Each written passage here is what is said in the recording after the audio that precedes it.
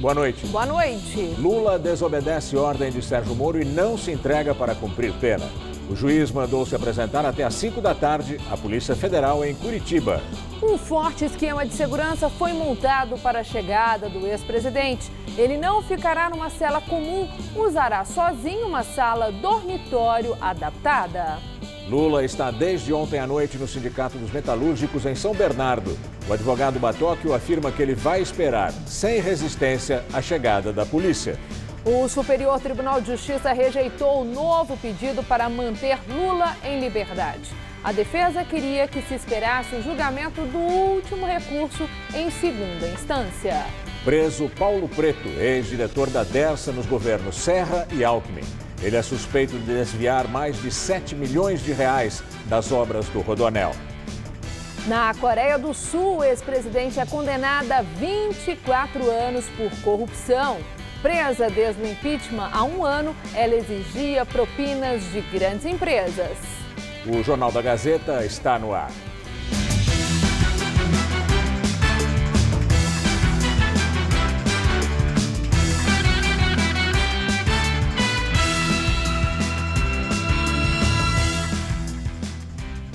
O ex-presidente Lula está desde ontem na sede do Sindicato dos Metalúrgicos do ABC em São Bernardo do Campo. A repórter Fernanda Azevedo está lá e tem novas informações. Olá, Fernanda.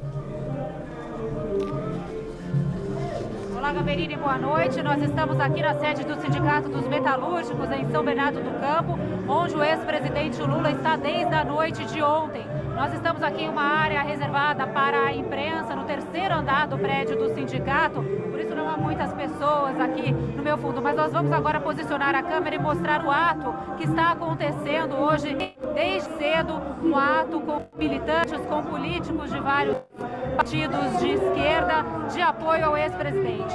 O ex-presidente Lula passou o dia todo aqui, ele recebeu visitas também desses políticos e de aliados. Ele está isolado no 2º andar aqui do Sindicato dos Metalúrgicos.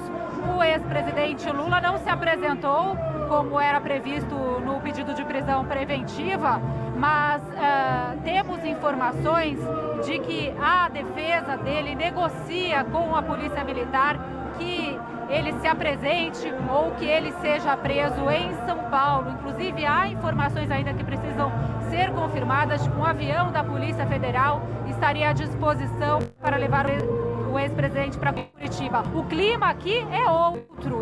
Os militantes, os aliados, os políticos que conversam com a imprensa dizem que ele não irá se apresentar ou se entregar e que a polícia é que deverá vir prendê-lo aqui na sede do sindicato. Bom, nós voltamos a qualquer momento com outras informações aqui de São Bernardo do Campo. É com vocês no estúdio. Obrigada, Fernanda. E a movimentação também é grande em Curitiba, onde Lula ficará preso numa sala especial na sede da Polícia Federal. Nossas equipes acompanharam a movimentação durante todo o dia. O repórter Luciano Penteado tem as informações. Luciano. Estela, boa noite. Os advogados de Lula e também os delegados aqui da Polícia Federal em Curitiba estão em negociação aí para tentar traçar uma estratégia para uma possível rendição do ex-presidente, o que ainda não aconteceu. A ideia dessa estratégia seria evitar manifestações das pessoas que acompanham Lula lá em São Bernardo do Campo e também evitar confusão. Bem, hoje à tarde, a 13ª Vara Criminal de Curitiba, do juiz Sérgio Moro, emitiu um despacho explicando que mesmo após o prazo de 5 da tarde, né, o prazo que venceu, mesmo após o vencimento deste prazo, Lula não pode ser considerado foragido. Isso porque o mandado de prisão expedido por ele, por Sérgio Moro, continua valendo e por isso a Polícia Federal pode a qualquer momento cumprir este mandado de prisão. Como a Fernanda Azevedo disse, um avião da Polícia Federal já está no aeroporto de Congonhas, em São Paulo, mas ainda não temos o horário dessa vinda de Lula aqui para a capital paranaense. A ideia é que ele desembarque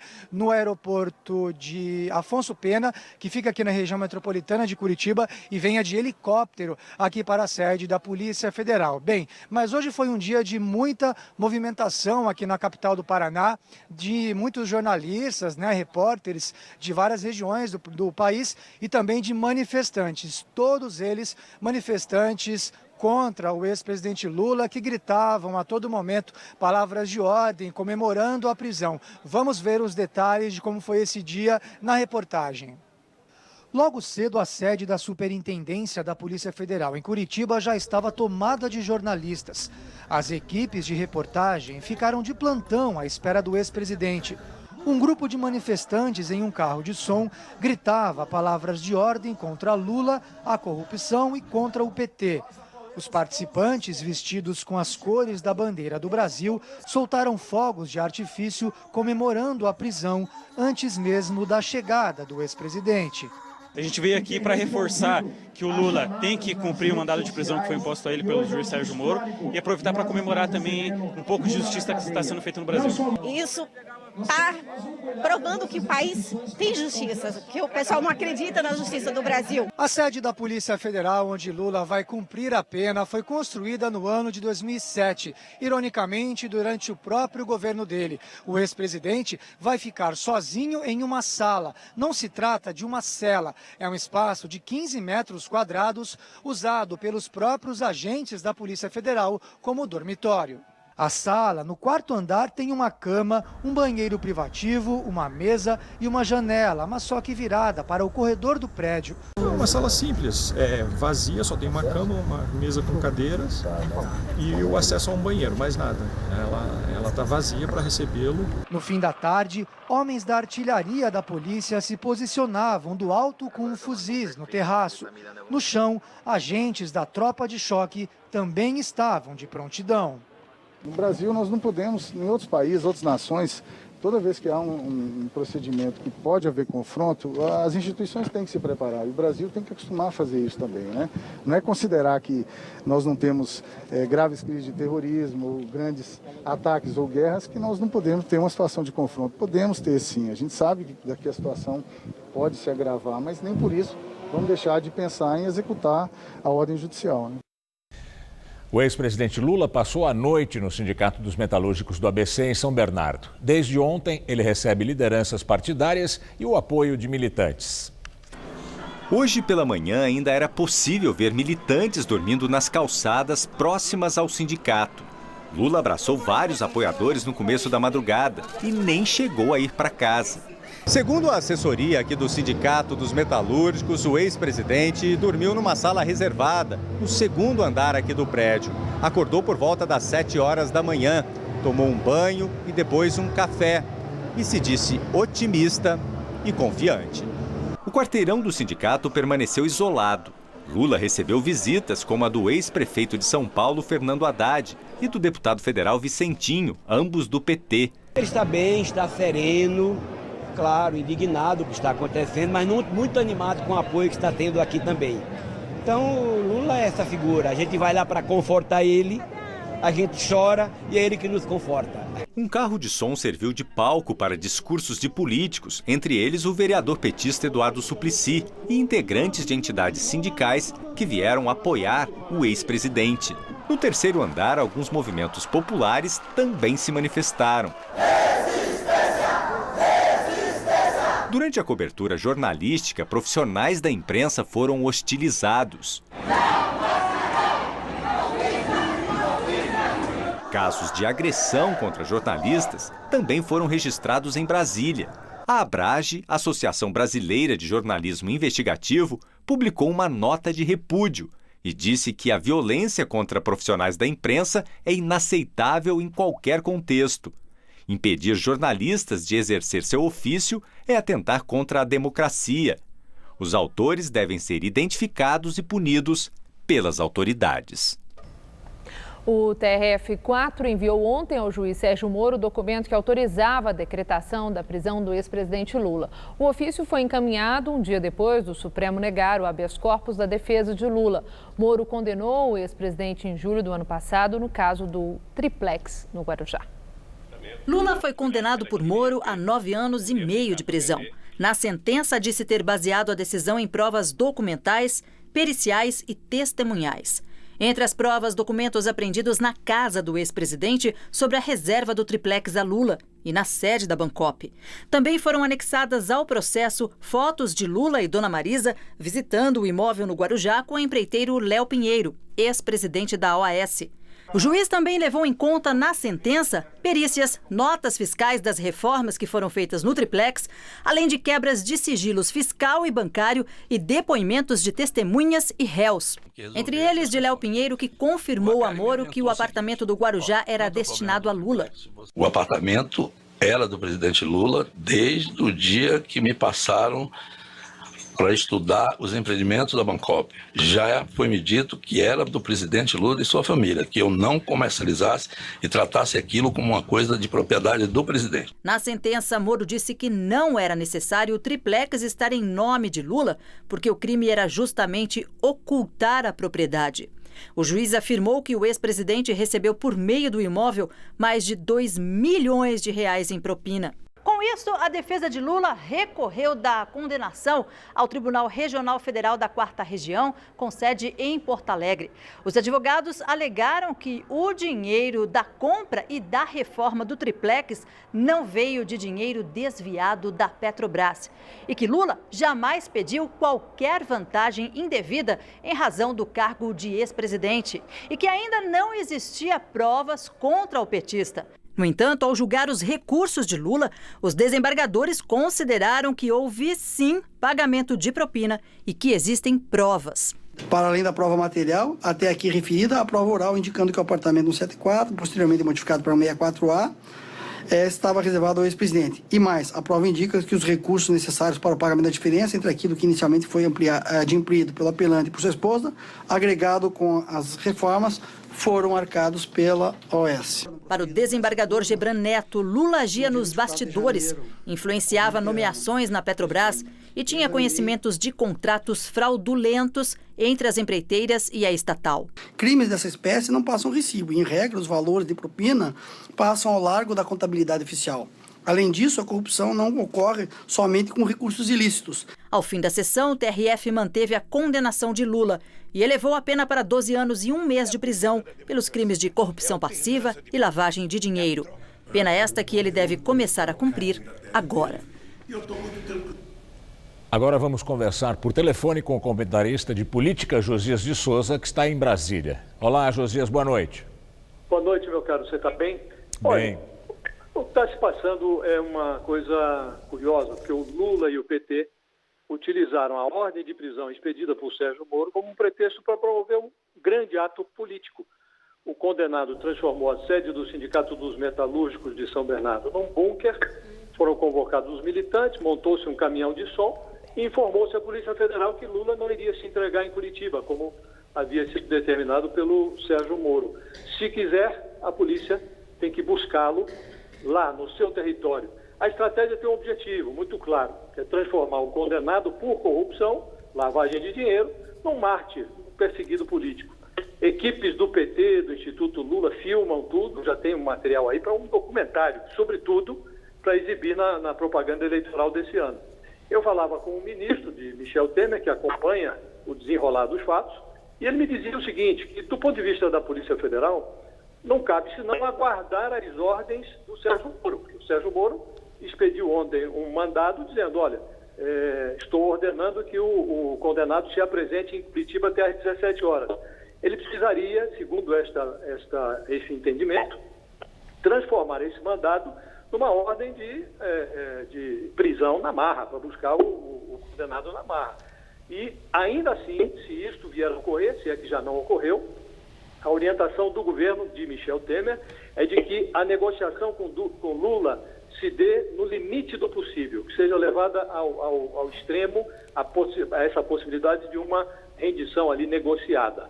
Isso pode ter consequências penais, porque o Lula está, na prática, ele não está desrespeitando o Sérgio Moro, ele está desrespeitando 3 tribunais superiores, um que confirmou a condenação, que é o TRF4, e outros 2, o STJ e o STF, a instância máxima do judiciário, que negaram habeas corpus ao Lula. Tá bem, Josias, obrigado pelas informações e até segunda, né? Até, boa noite a todos. Boa noite. A decretação da prisão de Lula continuou repercutindo hoje entre lideranças de vários partidos e entre também os pré-candidatos à presidência da República. O líder do DEM na Câmara dos Deputados, Rodrigo Garcia, disse que a prisão de Lula não tem nada de ilegal e precisa ser separada das brigas políticas. O que nós precisamos é ter serenidade, não transformar isso numa disputa de partidos, porque quem determinou a prisão do ex-presidente Lula foi a Justiça brasileira. O deputado federal Ivan Valente, do PSOL, afirma que a pressa do judiciário em decretar a prisão mostra desapreço pelas próprias leis. A decretação da prisão de Lula pelo TRF4 e por Moro, praticamente 12 horas depois da decisão do STF, mostra a pressa, o arbítrio, e na própria decisão está contido a linha de Moro, que é considerar o direito de defesa e os instrumentos de defesa como patologia protelatória.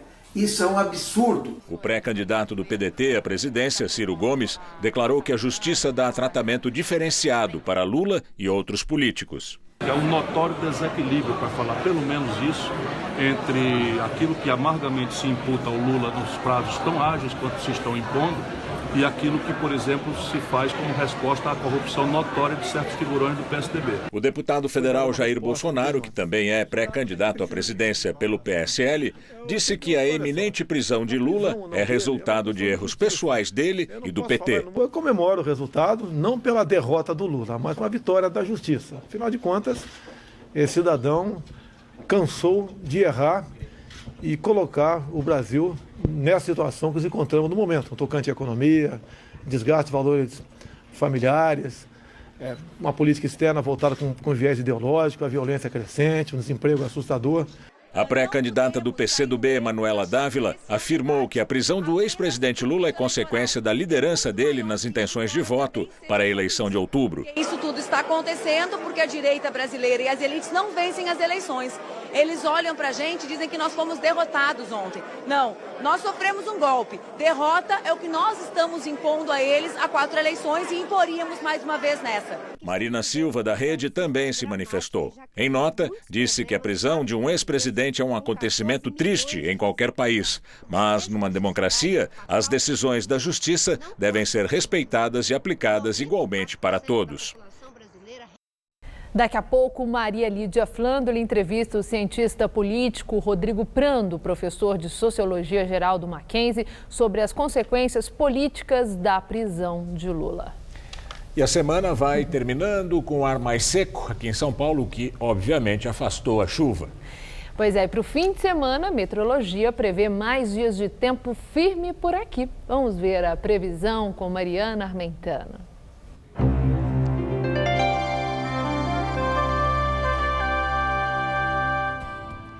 O ar seco predomina aqui em São Paulo e não deve chover mesmo nesse final de semana. Na verdade, essa massa de ar seco vai manter o tempo firme em todo o sul do Brasil, aqui em São Paulo e também no Mato Grosso do Sul. Com isso, a previsão de tempo abafado, com chuvas principalmente a partir da tarde, vale mais para o centro-norte do país. No interior da Bahia, o tempo segue seco e a praia está garantida em quase toda a costa baiana. Vamos ver aqui a nossa tabela de temperaturas para o sabadão?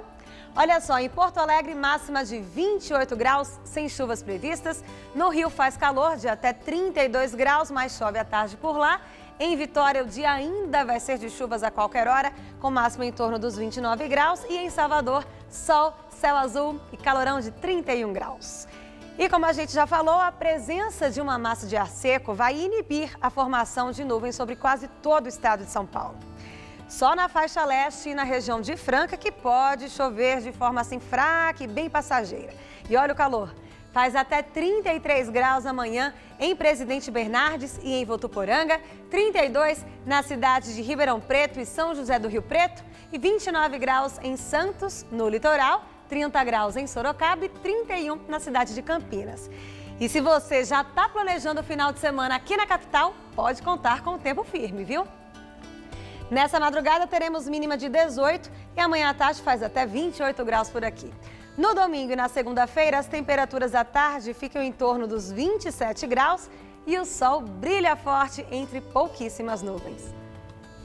O ex-diretor da Dersa, conhecido como Paulo Preto, ligado ao PSDB, foi preso pela Polícia Federal em São Paulo. A Suíça já informou que ele tem mais de 100 milhões de reais numa conta no exterior. Paulo Vieira de Souza é acusado de desvio de recursos públicos em espécie e em imóveis no estado entre os anos de 2009 e 2011, nos governos tucanos de José Serra, Alberto Goldman e Geraldo Alckmin. O valor do montante desviado, segundo o Ministério Público, é de 7 milhões e 700 mil reais. Ele foi diretor da Dersa, empresa paulista de infraestrutura rodoviária. Paulo Preto é apontado como operador financeiro do PSDB e é ligado ao senador José Serra. O nome dele já foi citado por delatores. No mês passado, ele foi alvo da primeira denúncia da Lava Jato em São Paulo. Segundo os procuradores, o ex-diretor da Dersa comandou o desvio de dinheiro destinado ao reassentamento de desalojados por obras do trecho sul do Rodoanel. A denúncia foi aceita e ele se tornou réu. Durante as investigações, a promotoria da Suíça informou que Paulo Preto mantinha o equivalente a 113 milhões de reais em contas fora do Brasil. Segundo o Ministério Público Federal de São Paulo, ameaças a uma colaboradora justificaram a prisão de Paulo Preto. A promotoria não revelou o nome, disse apenas que ela participava do esquema de desvio de dinheiro. De acordo com a Lava Jato do Estado, as ameaças configuram tentativa de obstrução de justiça. Agora, com a prisão preventiva decretada pela Justiça, o ex-diretor da estatal paulista vai ficar detido no Centro de Detenção Provisória de Pinheiros, na capital paulista. Para a defesa, a prisão é uma medida arbitrária, sem fundamentos legais. O PSDB diz que não manteve em tempo algum qualquer vínculo com Paulo Vieira de Souza e diz que o partido mantém total apoio às investigações. José Serra e Alberto Goldman não quiseram se manifestar. O governador Geraldo Alckmin disse que não conhece Paulo Preto. A Dersa e o governo do estado disseram que foi um processo de auditoria interna que levantou parte relevante das informações que integram a denúncia do Ministério Público e diz que o estado vai buscar o ressarcimento aos cofres públicos. Outro preso foi José Geraldo Casas Vilela, ex-chefe de assentamento da Dersa. Ele se entregou no fim da manhã na sede da instituição na Lapa. Ele também é réu na Justiça Federal de São Paulo. Seus advogados chamaram a prisão de desnecessária e ilegal. Nós voltamos a falar da sede do Sindicato dos Metalúrgicos do ABC, em São Bernardo. A repórter Fernanda Azevedo está lá e tem novas informações sobre a prisão de Lula. Olá, Fernanda. Nós estamos de volta aqui ao vivo da sede do Sindicato dos Metalúrgicos. Bem, amanhã está programada aqui na sede do sindicato uma missa em homenagem à ex-primeira-dama Marisa Letícia. Ela completaria amanhã, se estivesse viva, 68 anos e por isso o PT organizou essa homenagem a ela e o ex-presidente Lula é esperado para essa homenagem. E aí temos a informação aqui divulgada pelo jornal Estado de São Paulo. Os advogados do ex-presidente informaram a cúpula da segurança pública que o petista pretende se entregar em São Paulo após essa missa em homenagem. Ela faria 68 anos, como eu disse, nessa data. O Estadão diz que essa informação foi dada por fontes que estão negociando a entrega do ex-presidente Lula para a Polícia Federal. Inclusive, a Polícia Federal de São Paulo informou que tem um avião à disposição do juiz Sérgio Moro em Curitiba. Voltamos ao estúdio. Protestos a favor do ex-presidente foram registrados em pelo menos 7 estados hoje. No Paraná, houve um ato no centro de Curitiba. Por volta das 2h30 da tarde, manifestantes que apoiam o ex-presidente Lula começaram a chegar aqui na Praça Santos Andrade, na região central de Curitiba. O local, que abriga a Universidade Federal do Paraná e o Teatro Guaíra, é um conhecido palco de protestos. O ato foi convocado por centrais sindicais e contou inclusive com intervenções artísticas. O Brasil de olhos vendados para uma injustiça. Aqui no Paraná, assim como em pelo menos outros 6 estados, as mobilizações chegaram a fechar rodovias. Na Bahia, manifestantes atearam fogo em objetos na pista. No Mato Grosso, houve interdições com pneus. Vamos continuar aqui na praça em vigília aí, até o movimento se reunir numa próxima reunião. Já passava das 5 horas da tarde, horário limite dado pelo juiz Sérgio Moro para que o ex-presidente Lula se entregasse voluntariamente à Polícia Federal. Mais e mais manifestantes chegavam a todo momento aqui à região central de Curitiba, na expectativa do que seria a decisão do ex-presidente. Voltamos a Curitiba ao vivo, onde o repórter Luciano Penteado acompanha o esquema de segurança montado para receber o ex-presidente Lula na sede da Polícia Federal. Luciano. Estela, pois é, continuam por aqui os jornalistas e os manifestantes gritando a todo momento palavras de ordem contra o ex-presidente Lula, comemorando a prisão dele, enfim. Agora, durante a tarde, além de toda essa movimentação, quase que cinematográfica, muitas pessoas compareceram aqui à sede da Polícia Federal para resolver assuntos como, por exemplo, a emissão de passaportes. E a dúvida de algumas dessas pessoas é como é que vai ficar esse atendimento daqui para frente. A resposta da Polícia Federal é que, em tese, nada vai mudar, ou seja, nenhum atendimento ou serviço vai ser interrompido por conta aí da presença do ex-presidente Lula em uma das salas aqui do 4º andar, porque não vai haver essas pessoas não vão se encontrar com Lula, não vai haver nenhum contato, são regiões, áreas diferentes aqui do prédio. Bem, como nós dissemos, um avião, da Polícia Federal já está posicionado no aeroporto de Congonhas, na zona sul de São Paulo, mas ainda não há confirmação de quando seria essa vinda do ex-presidente Lula aqui para a capital paranaense. Chegando aqui, em tese, do aeroporto Afonso Pena, na região metropolitana de Curitiba, Lula viria de helicóptero aqui direto para o heliponto da sede da Polícia Federal para iniciar o cumprimento da pena dele de 12 anos e 1 mês de prisão decretada pelo juiz Sérgio Moro. Voltamos aos estúdios. Obrigada, Luciano. E militantes do MST e do Levante Popular da Juventude atacaram o prédio onde fica o apartamento da presidente do Supremo, a ministra Carmen Lúcia, em Belo Horizonte. Segundo o jornal O Globo, os manifestantes compartilharam os registros do protesto em suas páginas no Facebook. Carmen Lúcia não estava no imóvel, segundo a assessoria do Supremo. A Polícia Militar de Minas informou que acompanhou o ato. Na corte, a ministra foi a última a votar e desempatou o caso e liberou a justiça decretar a prisão do ex-presidente. Depois de manter o suspense até o último minuto, Henrique Meirelles confirmou que vai sair do Ministério da Fazenda e avalia a possibilidade de ser candidato à presidência da República. A notícia coincide com a filiação dele ao MDB, partido de Michel Temer. A direção da Fazenda passa para o secretário executivo, Eduardo Guardia, que deve tomar posse na terça-feira. Henrique Meirelles disse que não será vice-presidente e que não há a menor possibilidade de se candidatar ao Senado ou ao governo. Ele afirmou ainda que não tem uma data acertada com o MDB para que seja decidido se será ou não candidato do partido ao Planalto. Meirelles ressaltou que decidiu deixar o ministério nesta sexta-feira e que informou isso ao presidente Michel Temer numa reunião. O MDB já preparou uma estrutura para um escritório político de Meirelles e deverá organizar uma agenda de viagens. O governo federal publicou hoje no Diário Oficial da União a exoneração de mais 6 ministros que querem concorrer às eleições de outubro.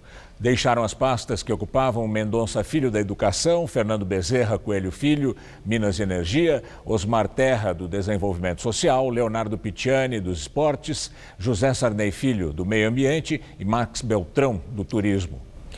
Já Diogo Oliveira deixa o Ministério do Planejamento para assumir o BNDES, o Banco Nacional de Desenvolvimento Econômico e Social. A operação que investiga fraudes na merenda escolar cumpriu hoje mandados em 32 cidades paulistas.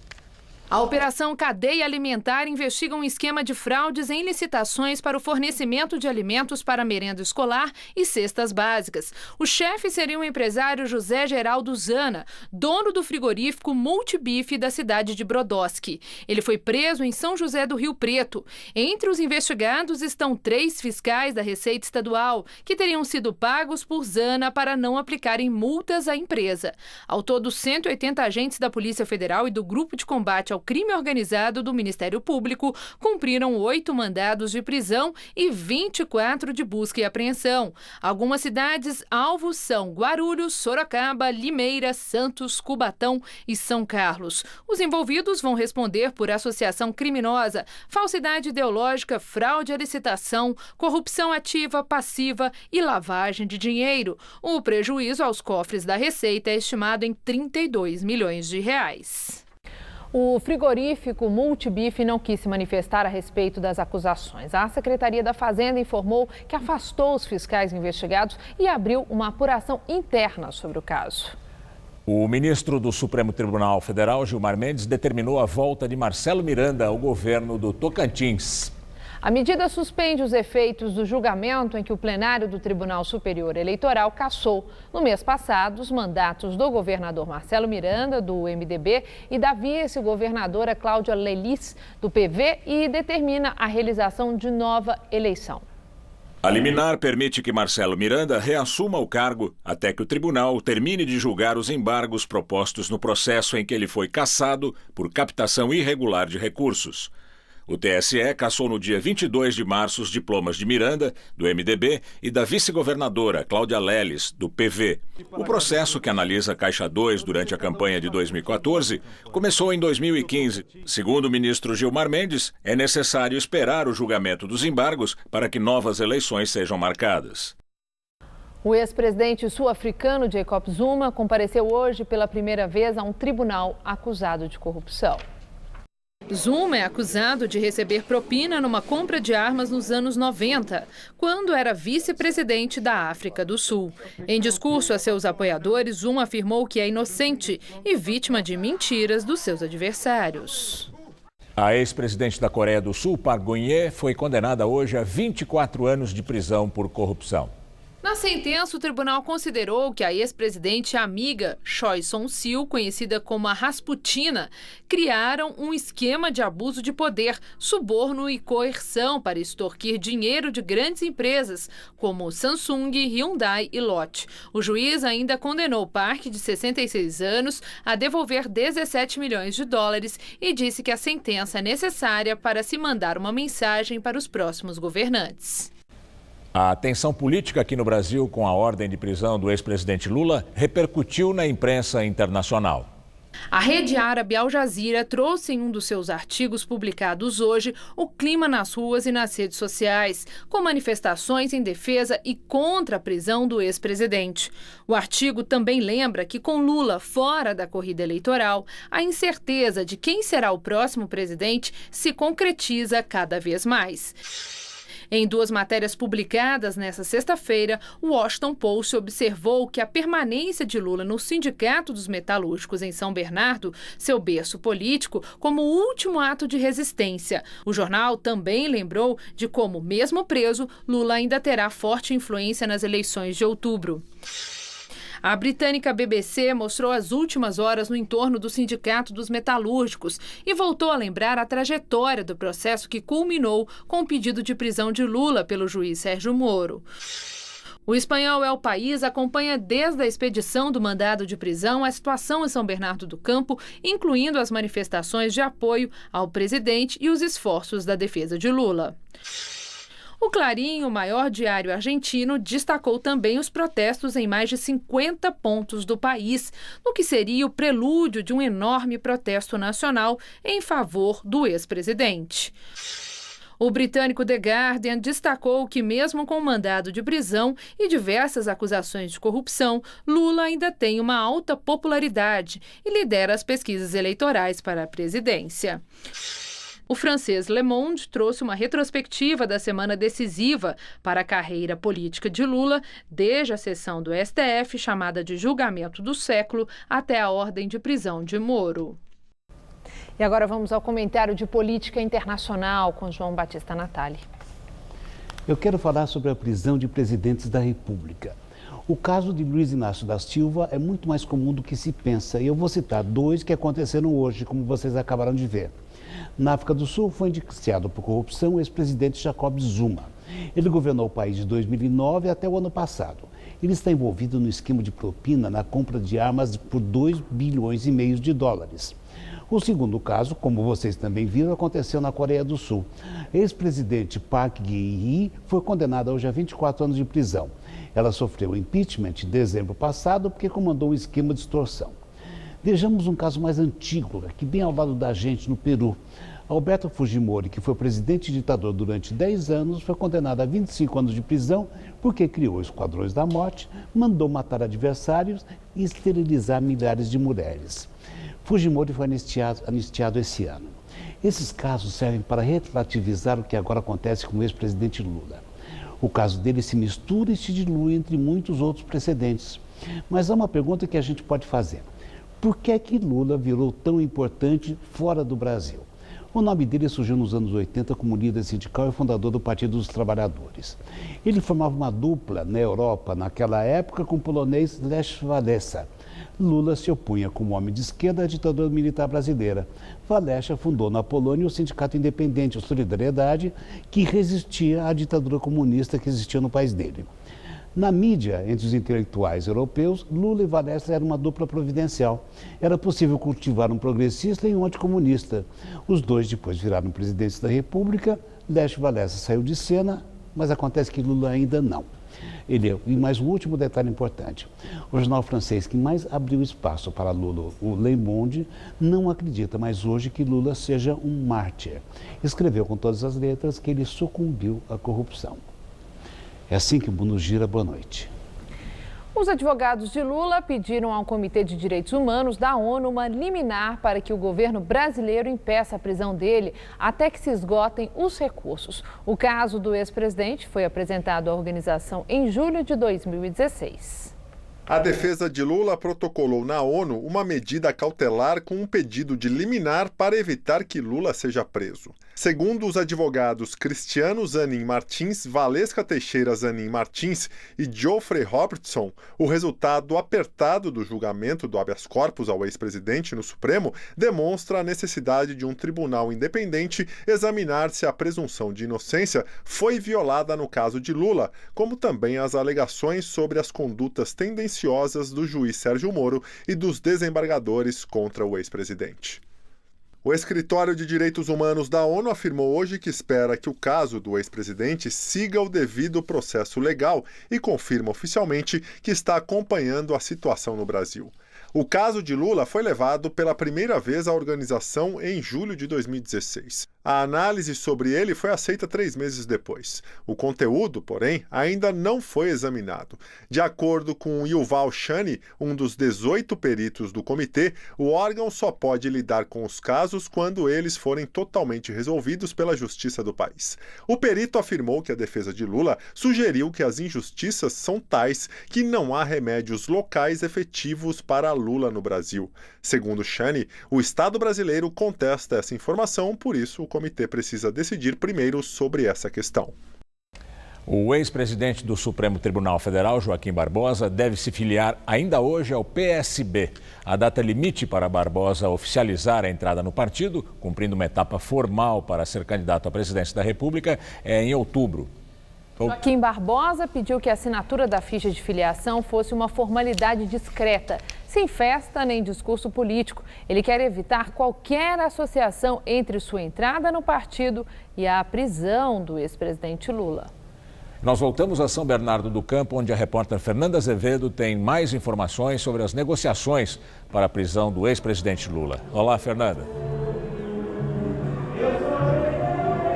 É isso mesmo, Camerini. A informação que chega agora é que a defesa do ex-presidente Lula recorreu ao Supremo Tribunal Federal um novo pedido de habeas corpus. Os advogados fazem a mesma justificativa que fizeram quando pediram o habeas corpus que foi negado nessa tarde, né? Disseram que ainda não esgotaram todas as possibilidades de recurso na segunda instância, né? No Tribunal Regional Federal da 4ª Região. O relator do pedido é o ministro Edson Fachin. Aqui no sindicato, a mobilização continua grande do lado de fora, militantes continuam cercando o prédio do sindicato, eles discursam também, políticos vêm, discursam a todo momento, há também uma bateria tocando, aqui há pouco também havia uma banda tocando para os militantes. Voltamos ao estúdio. Obrigada, Fernanda. O governador Geraldo Alckmin, do PSDB, deixou o cargo hoje para concorrer à presidência da República em outubro. O vice-governador Márcio França, do PSB, assumiu. A transmissão de cargo foi esta tarde no Palácio dos Bandeirantes. O vice, Márcio França, do PSB, passa a comandar o estado mais rico do país, com um orçamento de 216 bilhões de reais. Depois de 2 mandatos consecutivos, Alckmin se despede, deixando as finanças em situação pior do que a que recebeu. O aumento da despesa, com salários e aposentadorias, reduziu o dinheiro disponível para investir. Além disso, a dívida é quase o dobro da receita anual e maior do que a de 8 anos atrás. E ainda teve a crise hídrica de 2014, que deixou a população de São Paulo de balde na mão racionando água. Choveu pouco, é certo, mas o governo foi acusado de, nas últimas décadas, não ter planejado melhorar a infraestrutura. A gestão só começou as obras depois que as torneiras secaram. Agilidade que não faltou neste ano eleitoral. Empenhado numa maratona de inaugurações, Alckmin entregou nos últimos momentos 10 novas estações de trem e metrô, mais do que as 9 que construiu durante os 6 anos anteriores. Na pressa, veio obra sem terminar. A estação Moema foi inaugurada ontem sem as portas na plataforma. Alckmin já tinha sido governador de São Paulo de 2001 a 2006. Nos 2 primeiros anos era vice e assumiu quando Mário Covas morreu. Geraldo Alckmin deixa o cargo para disputar a presidência da República pela 2ª vez. Em 2006 foi derrotado por Lula. Durante a campanha terá de se defender. Ele foi acusado de receber 10 milhões de reais em Caixa 2 do Departamento de Propinas da Odebrecht. Por ordem do ministro relator da Lava Jato, Edson Fachin, a investigação contra Alckmin, que tem foro privilegiado, segue no Superior Tribunal de Justiça e em sigilo. De acordo com a delação da Odebrecht, os repasses foram feitos em 2010 e 2014. Parte do dinheiro teria sido entregue em mãos ao cunhado de Alckmin, o empresário César Ribeiro, irmão da primeira-dama Lu Alckmin. O substituto, Márcio França, também enfrenta suspeitas. É investigado pelo Ministério Público Estadual.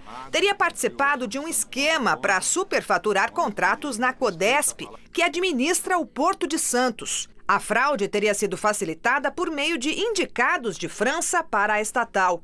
O objetivo seria favorecer empresas que doaram para a campanha dele a deputado federal em 2010, quando ele se elegeu, e também para o PSB. Márcio França é formado em Direito e começou a carreira em São Vicente, no litoral paulista, onde foi vereador e prefeito por 2 vezes. Tanto Geraldo Alckmin, do PSDB, quanto Márcio França, do PSDB, negaram, é claro, participação nos esquemas. Bruno Covas, do PSDB, é o novo prefeito de São Paulo. João Dória deixou hoje o comando da prefeitura para concorrer ao governo de São Paulo. Na campanha, Dória prometeu ficar no cargo 4 anos. Ficou apenas 15 meses. Em março deste ano, anunciou que ia concorrer ao governo do estado. Durante o processo eleitoral, tentou voar mais alto. Criou mal-estar com seu padrinho político, governador Geraldo Alckmin, porque os dois queriam concorrer ao cargo de presidente da República. Os tucanos racharam. Depois de muita articulação entre eles, Alckmin foi escolhido como candidato à presidência e Dória teve que se conformar com o governo do estado. O ex-governador de São Paulo, Alberto Goldman, um dos principais desafetos dele no PSDB, chegou a afirmar que ele deixaria o partido para concorrer à presidência por outra legenda, o que não aconteceu.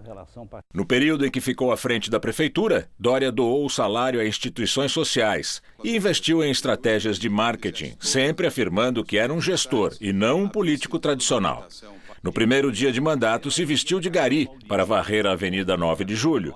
Depois declarou guerra aos pichadores, criou polêmica ao dizer que iria pôr fim à região da Cracolândia e foi muito criticado ao anunciar que distribuiria farinata, um composto alimentício feito a partir do processamento de comida perto da data de vencimento da validade. Ele voltou atrás e desistiu da ideia. O tucano também precisou administrar as baixas na equipe. Pelo menos 4 secretários foram demitidos. Nem mesmo o vice Bruno Covas escapou. A relação deles ficou estremecida depois de Dória tirar Covas do comando da pasta das prefeituras regionais. Ele recebeu muitas críticas também pelas constantes viagens. Em setembro passado, o Ministério Público instaurou uma investigação sobre o caso com base numa representação feita pelo PT. Um dos destaques positivos foi o Corujão da Saúde, que praticamente zerou, segundo a Prefeitura, as filas de espera por exames na rede pública municipal. Dória deu início a um ousado plano de privatizações e concessões à iniciativa privada, que inclui o estádio do Pacaembu e o complexo do Anhembi. Agora, quem ficou com a missão de cumprir as promessas de Dória é o vice, Bruno Covas, que deve manter a mesma equipe até dezembro. Ele é neto do ex-prefeito e ex-governador de São Paulo, Mário Covas. Discreto, atua em cargos públicos há mais de uma década. Amanhã, ele faz 38 anos de idade. A transmissão da posse foi discreta e teve apenas secretários e convidados. Uma clara tentativa de preservar Dória do desgaste gerado por deixar o cargo antes do fim do mandato. A imprensa está de prontidão na sede da Polícia Federal aqui em São Paulo. A repórter Carla Rodeiro tem as últimas informações. Boa noite, Carla.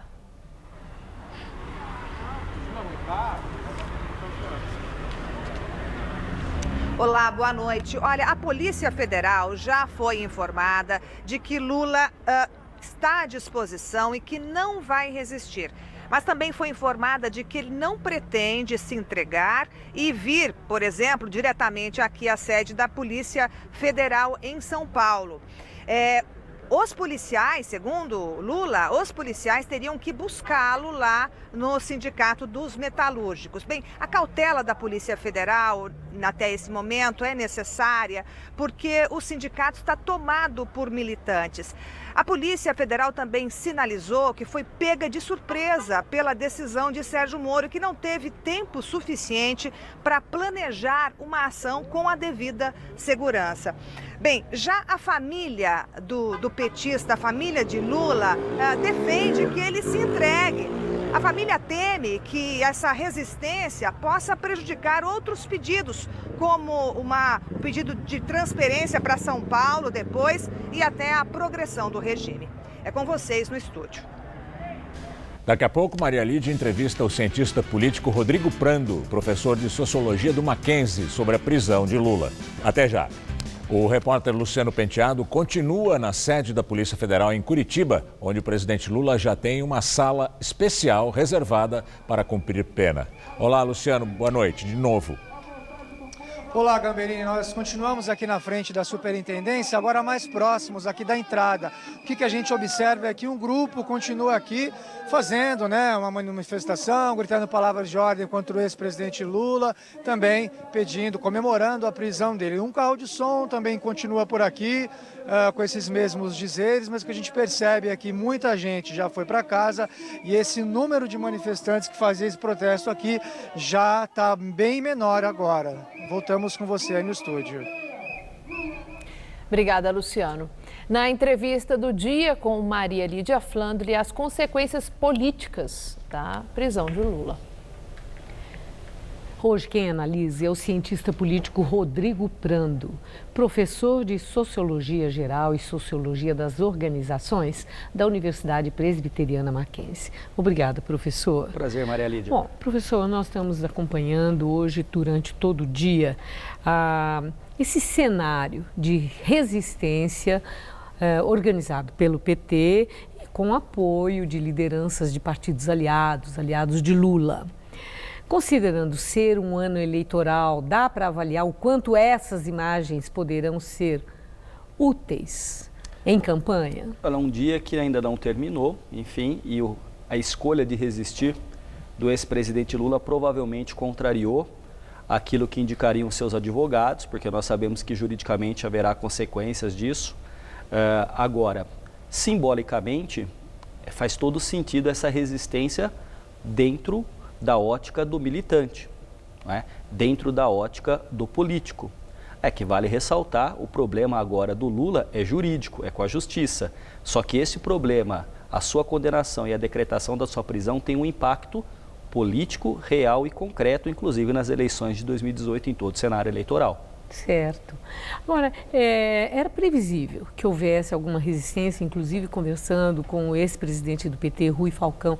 Ele falou uma questão da dignidade, né? Porque existem as narrativas políticas.